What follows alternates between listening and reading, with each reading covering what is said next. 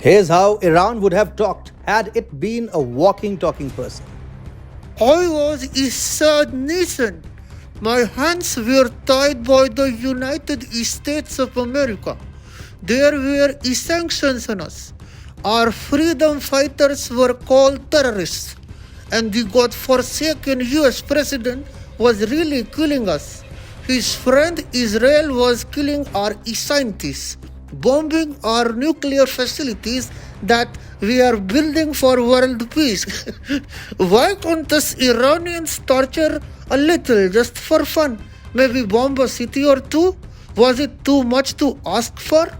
But then came my friend Joe Biden. Now we don't just terrorize the Arabs, but terrorize the Americans too. It is too much funny. Okay, back to my original Indian accent and back to serious stuff. Hi and welcome. You're watching TFI Global, the foreign affairs and geopolitical analysis arm of the TFI Media Group, and I am Atul Mishra, your host. In this video, I will tell you about the emboldened Iran, which doesn't even shy away from attacking American vessels. Let's begin.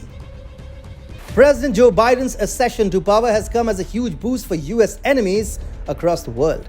And if there's one country which is rejoicing Biden's presidency, it has to be Iran. Biden's weak leadership and desperation to revive the Joint Comprehensive Plan of Action, or the Iran nuclear deal, has emboldened Tehran. In fact, the Shi'ite nation came really close to attacking two American vessels in the Persian Gulf. Iran is infamous for using fast attack boats to swarm and shadow American warships. However, Trump's maximum pressure policy had debilitated Iran, and hostile Iranian activity in the Persian Gulf had dropped off since 2018. But with the Biden administration's policy of pandering to Tehran, it seems that rogue Iranian commanders have once again decided to harass American vessels in the region. Iran's military leadership understands that Biden is not going to retaliate, and therefore it is getting belligerent. The US Navy on Tuesday reported that a group of Iranian vessels belonging to the Islamic Revolutionary Guard Corps, or the IRGC, harassed two US Coast Guard ships in the Persian Gulf for 3 hours on April 2nd. They reportedly kept crossing in front of the bows of American vessels at close range. The US Navy's 5th Fleet in Bahrain revealed that the IRGC group included 3 fast attack boats and one big ship called the Hearth 55, a 180-foot twin-hulled vessel. The Iranian group of vessels crossed in front of the American Coast Guard ships at an unnecessarily close range.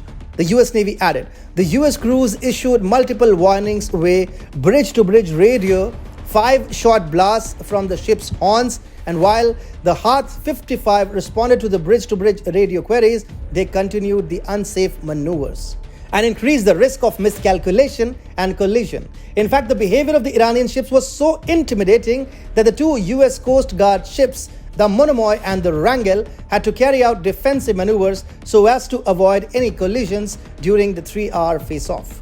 The latest military tussle in the Persian Gulf is a part of Tehran's campaign to extract the maximum possible advantage out of Biden administration.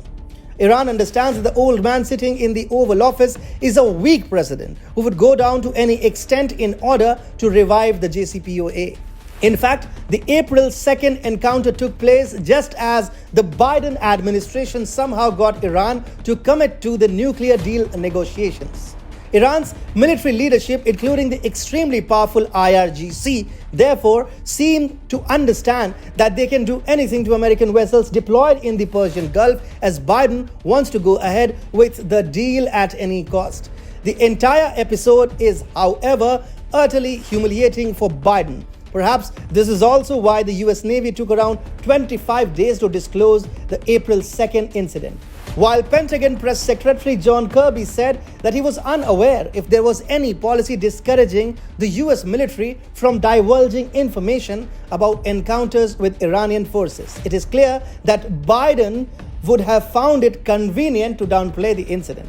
As shocking as it may sound, Biden may be letting Iran harm American interests in the region and also keeping Americans in dark about it, so that his nuclear deal diplomacy doesn't get derailed. This is also allowing Iran to blackmail the US into granting even more concessions. The Shiite nations, for example, wants all Iranian prisoners held in the US to be released amid talks in Vienna to resurrect the 2015 nuclear deal. Iran can simply derail the nuclear negotiations and extinguish Biden's political ambitions if the US turns down any of Iran's growing demands or retaliates in response to Tehran's provocations in the Persian Gulf.